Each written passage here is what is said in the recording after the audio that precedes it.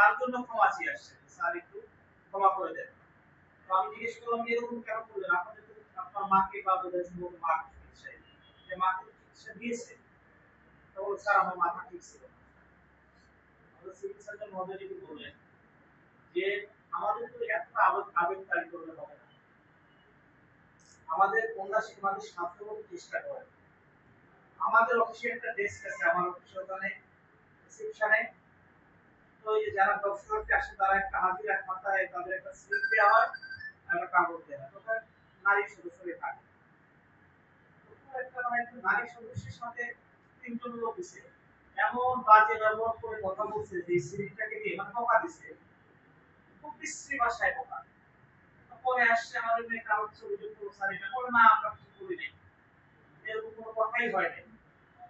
পরে ওখানে তো সিসি ক্যামেরা সহ সবকিছু আছে এবং সেটার অডিও ভিডিও আছে। তো মেয়েটা আমাকে নিয়ে এসে স্যার এই যে দেখেন